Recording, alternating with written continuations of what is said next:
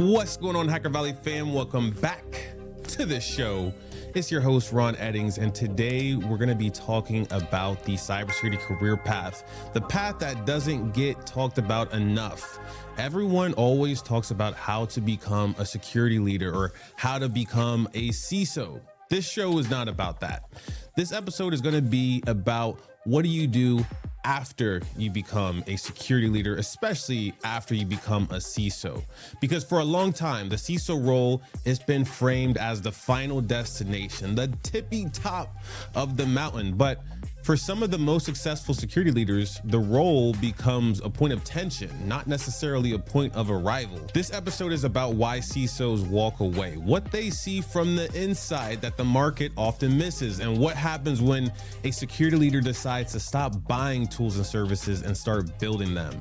Joining me today is Anthony Johnson, founder and managing partner at Delve Risk, former Global CISO. He's a board member and advisor to many security leaders and companies. And most importantly, Anthony is a lot of fun. It was great to speak to him this episode. You are in for a great treat.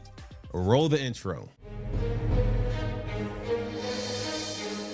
Who says tech can't be human?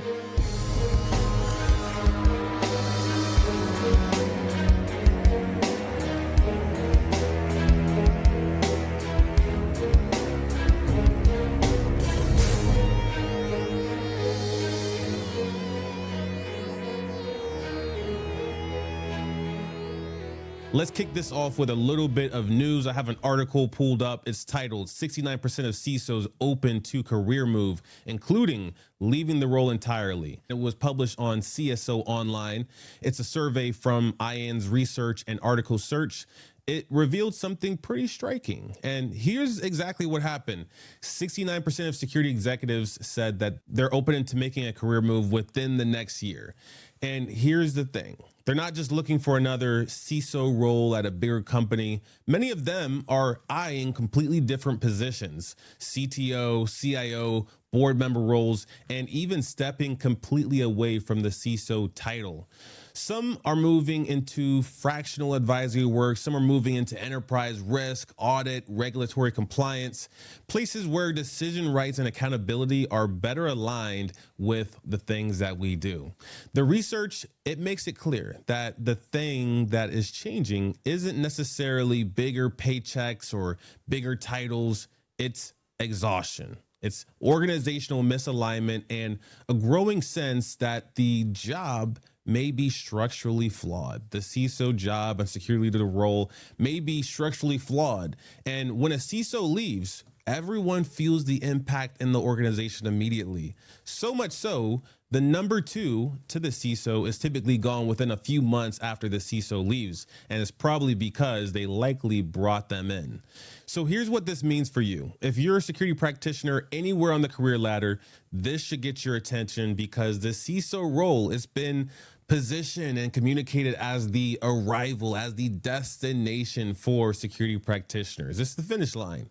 But the research is telling us that many people are leaving cyber completely, leaving the CISO role and not returning. This creates an opportunity for everyone out there, especially if you're mid-career or heading towards senior leadership. It's time to start thinking about how you move in your career and move in a way that doesn't necessarily go with what used to work in the past. The skills that make a great CISO, things like strategic thinking, communicating risk, communicating to boards, those skills, they're transferable. They open doors to roles that didn't exist 5 years ago or weren't easily accessible before. This also means that you need to start building optionality in your career. You don't need to wait until you're burned out in the CISO seat to start thinking about what else you want to do. People in today's world, we are malleable. AI has changed us fundamentally. It's allowed us to go into areas and explore new things without worrying that the building is on fire. You should also consider building relationships outside of security, developing your business acumen, and understanding where your skills are transferable. Because if 69% of current security executives are looking for an exit, that tells you the game has changed. And the smartest move that you can make is to start to design your career with that reality in mind. And our special guest for this episode, Anthony Johnson, has done exactly that. He has built himself up over the years as a security practitioner, as a security leader, and as a CISO, and has positioned himself in such a unique area and capability by having that level of experience, along with the burning desire to see security change for the better. Now, without further ado, let's jump into Anthony's interview. For anyone that doesn't know who you are already, what brought you to where you're at today, being the CEO and founder of DelveRisk? I started off in my career, and I spent my almost 27 years in cyber. I was a CISO at Treasury, Fannie Mae, for the corporate investment bank, JP Morgan, and always been a hands-on practitioner, geek. It was like a little over 6 years ago, I decided I didn't want to just have the same conversations with auditors and boards about the same security frustrations. And I was like, I'm going to go try to do something different. I actually had no clue what I was going to go do, but I just know I needed to take a swing, and found an interesting niche to solve and work with sales and marketing teams. And I feel like we're able to do something to help bring good technology to bear. And it's fun. Like you're always doing something crazy, different, learning. And I've learned more in the past 6 years than I have my entire career. And it's just madness. And it sounds like you've been running DelveRisk for 6 years now. Yeah, so I've been running it for 6 years now. Bootstrapped it. We haven't raised money. Don't want to raise money at this point. But you get to figure out where your limitations are, and specifically build the culture. Like, one of the things I've always said is I want to work in a company, or I want to build a company and lead teams where if I was a junior person, I would want to be there. Right. And there's a lot that goes into there, meaning they actually care about my opinion, or if I'm having an issue, I can actually have a meaningful conversation with folk, and being able to really craft that culture and then kind of see that go through, it's worth all the crazy fun headaches that you get as a founder. The headaches, I feel like, probably a little bit similar from being a CISO, especially looking at companies like Fannie Mae and, being a founder. Similar challenges, probably different perspectives and different angles. I'm sure it feels a lot different being the one that calls the shots rather than having to call the person that calls the shots. What would you say is the biggest similarity or differences for you now that you're running your own company? As the CISO, at the corporate investment bank at JP Morgan or at Fannie Mae, I had full remit, full decision authority, which was great. And then you have to go, explain and, secure your customers, which are your CIOs or lines of business. You're doing all that. So there's a lot of similarity in understanding, how do you speak the language of your customer and understanding what their actual problems are. I think the biggest change, though, was suddenly, instead of having a team of 300 people where I could be hey, somebody go do this, or somebody look this up, or I could reach out to legal or HR. Instead, in the beginning, I'm okay, so now I have to know the local tax reporting requirements because I'm hiring somebody in Washington State. Okay, then we got to, and so you build these skills of I have no clue about anything on that.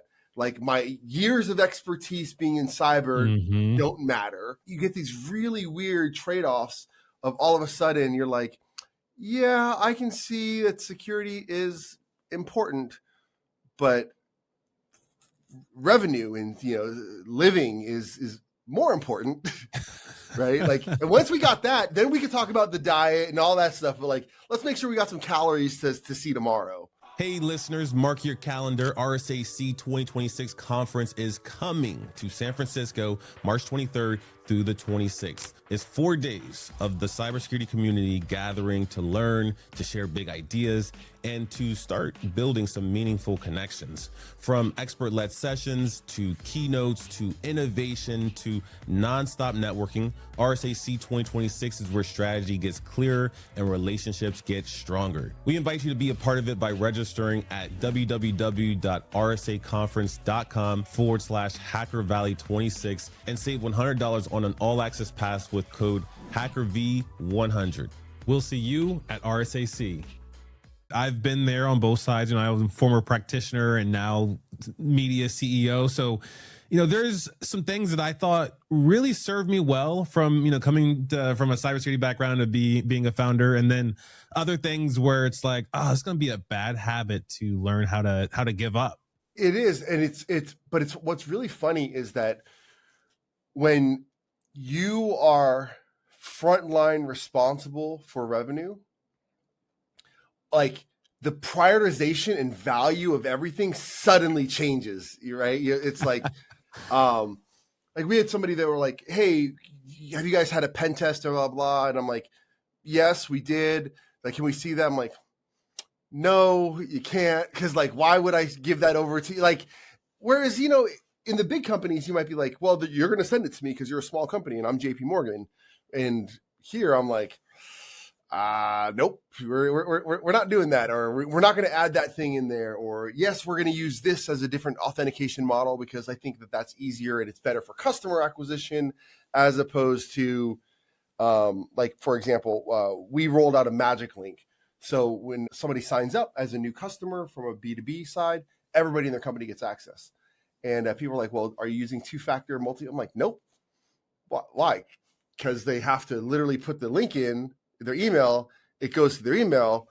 So I don't need a password. I don't need a this and that, right? And it's just this weird conversation of like, we're going to do that for a different reason of, better customer experience acquisition, as opposed to, we're going to require you to have a key fob to log into my application. Like, no one's going to do that. It's a different game. One of the things I wanted to talk to you about is playing a different game coming from the background of being a CISO. There's many CISOs that I know that want to start a company. And then there's others that want to go join a bunch of boards and that's their new income source. And then others, they want to be a field CISO at a company, go back and do the sales thing and play golf all the time. And then others, they'll go, completely crazy and be a vCISO. And then instead of working for one company, work for 10 different companies. Looking at it from your perspective, whether you made the right choice or not, what do you think is the best path or career transition from being a CISO to another title?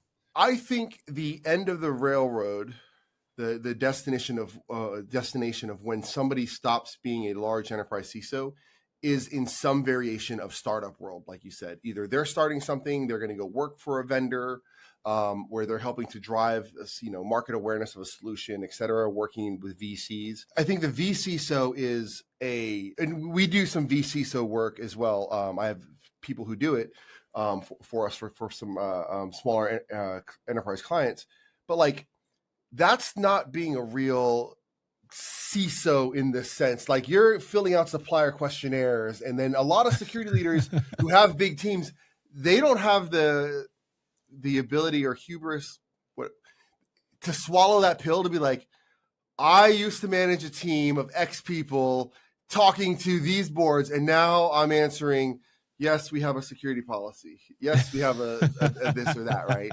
Because they think vCISO means they're going to come in and like sit back and do these architecture discussions and like design pieces, and like, no, the smaller the company, the more hands-on, closer you have to be. I think the advisor world is a really, really misleading and messy game. A lot of security leaders end up being an advisor, board member, whatever, for an early stage startup, and they're not actually compensated, right? Or they're compensated in some equity that by the D round is diluted to the point of like, you spent 4 years and made $10,000, like, good job, kind of thing. Like, it's a waste of time. So even for the CISOs, I currently coach or mentor about 42, 43 CISOs, CIOs across the 1,000.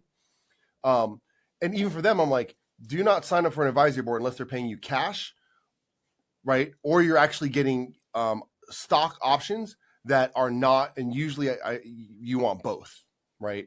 So like, I have a defined retainer. So like when companies come and ask me to be an advisor, I'm like, sure, here's the retainer for that.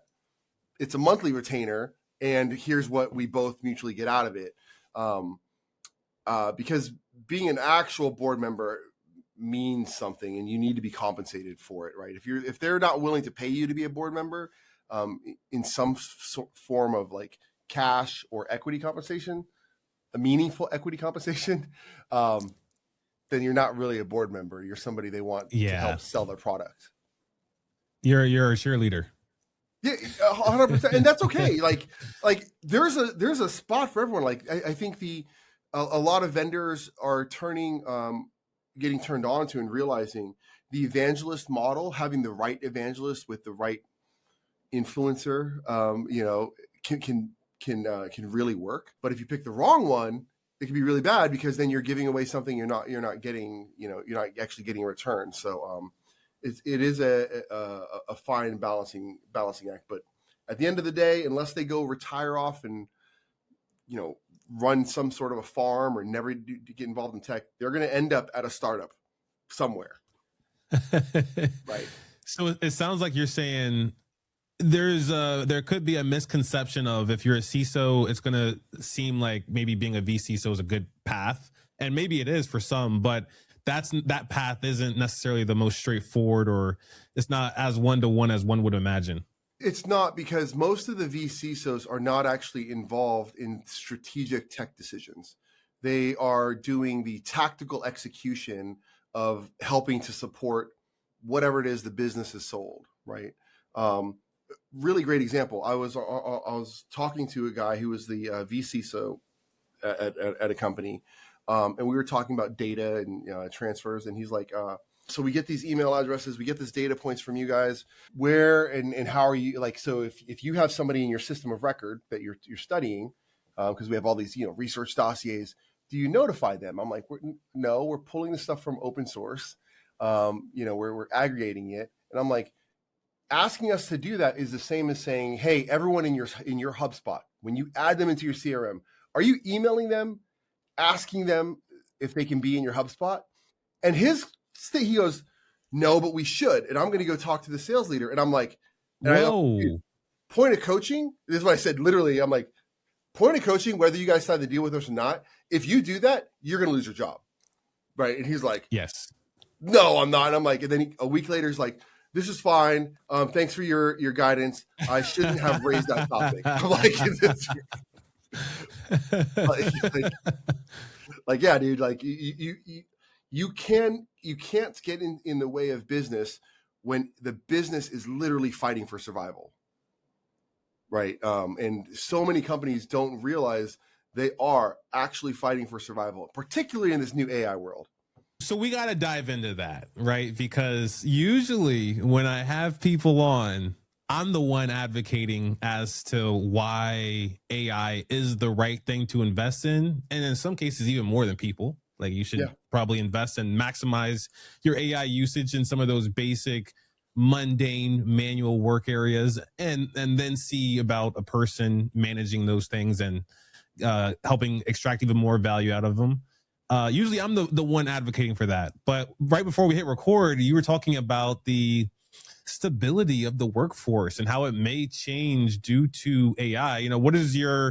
What are you seeing from your vantage point, and what are some of those predictions and bets you're making for 2026? Yeah, so I think about AI a little bit differently, and I think there's some new terms, swarms and whatever. The fundamentally, and this is, we actually have a really bad problem, not just as a cyber industry, but like globally, the whole world, which is that AI systems, you can train them to do like a task specifically. Some people, they want Jarvis, right? They want Iron Man Jarvis, and they're like, Jarvis, blah, blah, blah, right? And it does this thing. And the analogy I like to use is people would say, hey, I want an AI chef that I just tell it what I want, and then it just makes all this food for me. And the way I think about it is like, no, I don't want that. I want one AI that just opens the fridge. I want another one that scans everything, another one that grabs the eggs, another one that cracks the eggs. And you then daisy chain all these things to get the experience or the outcome that you want, right? Because you can control quality and consistency. And because if you just have like one AI chef and you say, hey, make me scrambled eggs, you're going to get different scrambled eggs every day because something happened in the process, right? It's like that old, instructions on like how to make a peanut butter and jelly sandwich. Like, got to open the jar, take the jar out, Yeah. right? Like all, that How whole, much peanut butter? Yeah. yeah, right. That whole thing, right? And those tasks are things that like junior college people straight out of college, like, that's what we would normally have them do, right? Like, hey, go search that thing, or go look up this thing, or go work on that spreadsheet, and these are very fundamental tasks that AI is good at, can be really good at. And so like as a global industry, if we automate all the entry level things that you and I went through an experience to get to the mid level and to the senior level, then where do we pull the mid level and senior level people from? Because like they didn't get the years of like grunt work experience, right? Yeah. And I don't know, like that's a super hard thing of like, yeah, if we, all the junior tasks that we would normally have somebody do, if we've fully automated, then how do we train them to oversee something that they've never had to do? Maybe then we have to have another AI system that steps in there, and then you have AI systems that are managed by people. It's this messy Pandora's box that we are kind of dancing in, and we only know, like, we only figure out what's going to happen once we open the door, right? Like, it's a lot like, you know, we're in this situation because we have made the bet, especially Americans, we've made the bet on competency. Are you competent enough to learn what I need you to learn to ultimately do the day to day? But, you know, a lot of us that take a new job, we're not actually competent enough to, we don't have the knowledge and the experience typically to come right in and do the job. And that's why, you know, there's so many books out there, especially on things like cyber. And then we learn. But I think, you know, looking at the future, we're probably going to hire people that can do the job. And you talked about protecting revenue, especially, you know, being a CEO. One of the things that you can do to protect your revenue and your team is hiring competent people with experience. So, and this is a really fun conversation, because nobody, and not to bring any aspect of politics in, but nobody is ever prepared to be the president of the United States. Right. Like there's nothing that you can do to be like, that person knows military, blah, blah, like nobody. Right. And I think it's the same thing for, you know, which is why we all suffer from imposter syndrome so much, right? We're like, I shouldn't be here, but I'm here, so let me figure this out, right? And the same token of like, if you hire somebody who can come in and execute that job, they're probably overqualified for it. Yeah. Right. So do I want to pay for somebody overqualified? Do I want to pay for aptitude and the ability for them to learn? And like, I think that the dynamics of what we will hire for will have to change, where we won't be hiring for competency as much. Like that still becomes important, but we're going to be much more indexed towards aptitude of like, okay, I think they're going to be able to figure this out. I mean, I'm going to open up Pandora's box all the way and just say it. I would rather hire someone today with AI experience and comfort answering any question I have for them, whether they use AI or not. That's who I want to hire. Like, 100%. I don't know how to do most of the things that I ask someone to do, because that's why I'm asking.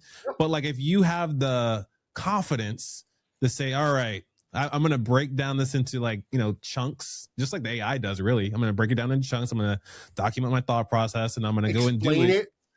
Yeah. I think, yeah, 100%. I think where we go wrong a lot, especially when you look at security practitioners, whether they be security leaders or individual contributors, we struggle with asking questions. And I think that is also the struggle with AI right now, is like, we're getting mad and, you know, saying AI is not as valuable as it is because it's not asking us the questions. Like, but you're also not asking it to ask you questions first. I've seen, you know, a huge difference whether it be people or AI, when it starts to ask you the questions, gain the context first, and then perform the action or 100%. give you the answer. What we're going to get to, I think, is this space where all these soft skills become really, really important again, right? And in a world where I can get the technical, tactical answer from a resident AI system, what I really value then is the relationship and the trust of the person that, hey, I'm capturing this stuff so I can make sure I'm complete in this. We have all the expertise, right? Like, if you think about that, like even the big four, like most of the time when you sign one of those contracts, you're not talking to the technical expert that's on the, you're talking to the smooth partner who's gonna like, hey, make you feel good. And if something goes wrong, you just call me, Ronald, and I'm on it. And you're like, okay, I don't know, it's 3 months down the line, we run into an issue on the deployment. I'm calling Anthony because I know Anthony's going to get it squared away with his team. And that becomes really, really valuable. But it's also a skill that took a massive hit when COVID popped up, right? Because like you talk to sellers or people, they're like, yeah, I don't want to travel. I'm like, you're a sales rep. You don't want to, like, no, like I'm just doing it by Zoom. Be like, okay, like maybe good luck on your quota, right? Yeah. Because at the end of the day, relationships and those handshakes still matter. Like they matter way more than we pretend they do, I think. They so do. And what I didn't realize until after the pandemic was we're in the experience age. I think, many of us are still operating like we're in the information age and trying to collect all the information and package it up perfectly. But it comes down to the value of the information that you have and, the value of what you're providing. But it's also how you do it, like the experience, going to a Michelin star restaurant and paying $1,000 for, a dinner that you leave hungry at. It's only worth it because of the things that, the staff is doing, the things that the chef is doing, and the presentation of it all.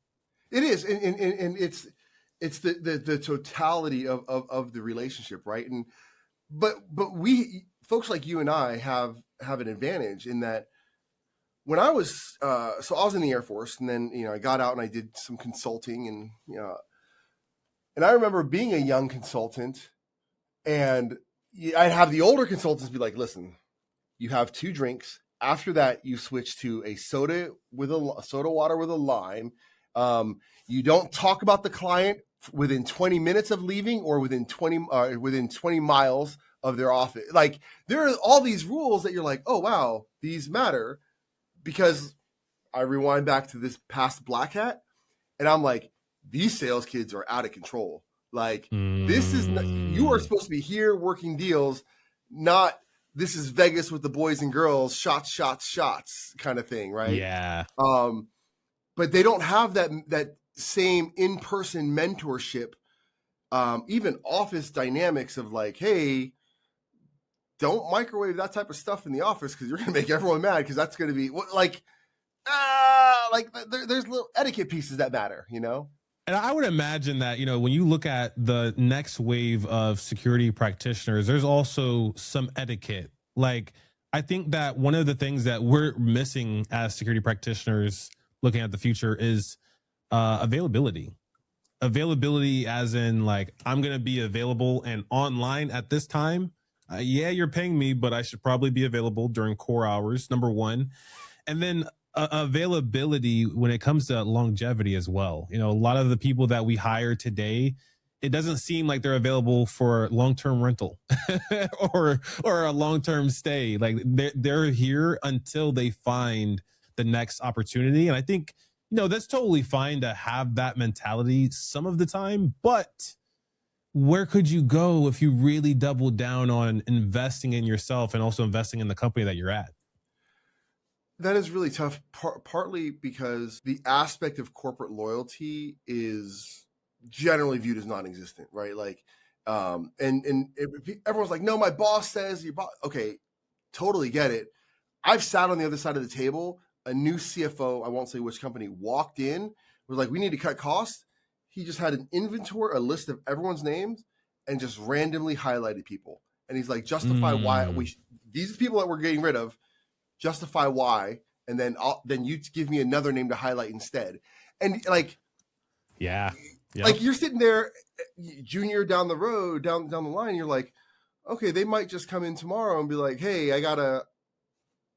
we're position eliminating, we're shrinking, we're moving this, right? Like, so that aspect of corporate loyalty isn't there. But I also think that the future is actually going to be more of this fractional work, where I could see a world where a network engineer or a security practitioner, they actually work for 4 different companies or 3 different companies.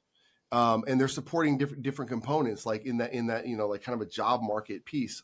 Because like, you're never going to get that corporate loyalty of a guaranteed contract of like, no, promise, here's a contract, one way or the other, you're good for 2 years. Like, if you got that, I think you would get people that are willing to stick around, right? The companies want their cake, and they like it sucks. So I think that people do have to be nimble and flexible. And if you want to climb the ladder, and I've found this in my career, your options are either climb the ladder and then wait till the next person moves up or jumps off, or you jump onto a different ladder. I think, once you climb to a level to where someone like you has climbed, you don't ever apply anymore. Like the job that you get, if you applied for it, is probably a formality. And the job was probably taken months ago, maybe weeks ago, if you're lucky and coming in cold from reaching out to recruiters. But generally, from like the positions that I've hired for, and also that I've been the hiring manager for, I already know who I would like to hire. And unless something goes wrong with that person, they're going to get the job. Yeah, I agree. Most of the time, career decisions, all of our career decisions of promotion, new roles, like those conversations and decisions are happening when we're not in the room. Mm-hmm. And it's a really important thing to develop, to make sure that you are at the top of the mind. You're relevant in those circles, right? So like, even as a CISO, every single role, there were 4 or 5 executive recruitment firms where I would meet with them every 3-4 months. Not that I'm looking for a job. Mostly we'd catch up, coffee, dinner. They would tell me about roles. I would tell them I would be useful to them and be like, oh, you should talk to so-and-so or so-and-so, because those people are also having the conversation. And then you're right, I would never apply. I would get a call and you're like, sure, I'll have the conversation. And that's where you get that actual growth. And the same thing happens on the internal, internal company promotions. Like, those are happening without you there, and you just gotta put your names, in their mouth. You gotta, like you mentioned, like there's proper etiquette that you gotta follow, especially for networking. Like you have to do it. If you don't do it, then there's part of your outcome at a minimum. Yep. There's so much now where people view networking as just, I networked on LinkedIn. I'm like, okay, but yes, that's good. But then do a call, do a Zoom, do a, like, it's something like, what is it? 60-70% of communication is nonverbal, right? Like, it's only 7% of communication is actually what you say. And so like, you start getting into this and like, how do you communicate your value if the only thing that you've relied on is like, I know cyber good? Like that doesn't work, buddy. Like, right? Like, I don't even need to know cyber good. I can just tap into an AI system that knows cyber good, and then convey that, which, kids are gaming the system, and like HR teams are going to have to figure out that, right? And again, you're right. I don't think that we like, competency is important, but it's a different type of competency. It's not the domain expertise competency that's going to really matter in the future. Looking at 2026, especially this year, what is the thing that you would recommend people like CISOs to bet on when it comes to like looking at their career trajectory? Would it be to focus on providing value in the form of revenue? Would it be to focus on your network? What would you recommend? My first question I ask people is, let's say they work at, a bank. I'm like, okay, do you know how your company makes money? Yes. Have you seen the inside of a branch? Have you seen the trade floor? All right. Well, no, I haven't gone down there. Okay, so you don't actually know how this thing works.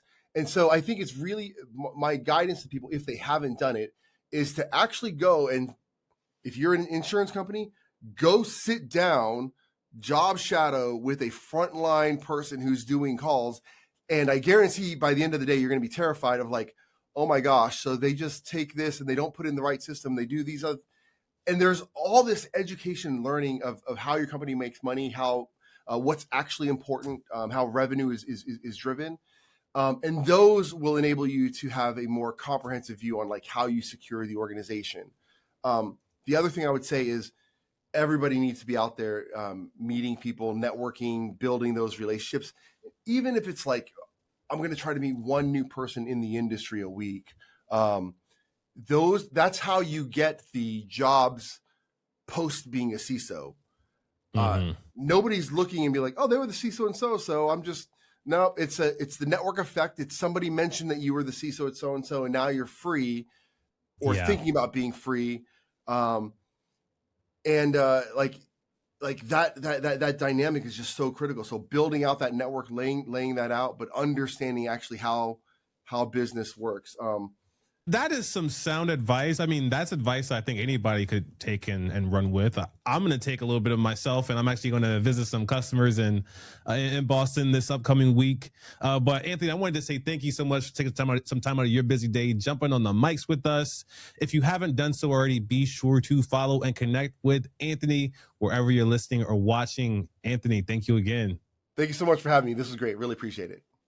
Listening to Anthony talk about leaving the CISO role really hit home for me. It hit home in many different ways because I made a similar decision. I stepped away from going deeper into technical practitionership and being a security leader from a practicing security leader standpoint. And I decided to go all in on building something of my own, which is what you're tuned into today, Hacker Valley Media. Part of that decision for me, though, was simple. I don't enjoy the way a lot of technology teams operate. I do miss working in technology and working directly for technology companies, but sometimes working on those types of teams has brought tension in my life. People at big tech companies, they love meetings and they love meetings about those meetings. And then somehow you end up with a follow-up meeting talking about why that last meeting didn't go too well.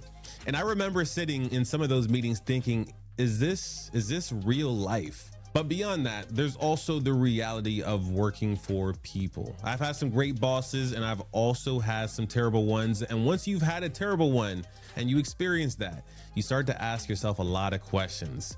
You start to ask, like, how important is the money? How important is my money or my salary if I have no freedom? Freedom for me is everything. When your salary is tied so directly to your role or to the things that you know or the things that you can do, it sometimes feels like you can't show up as yourself. You can't push back. You can't say what you really think or how you really feel because there may be a downside and blowback with your team.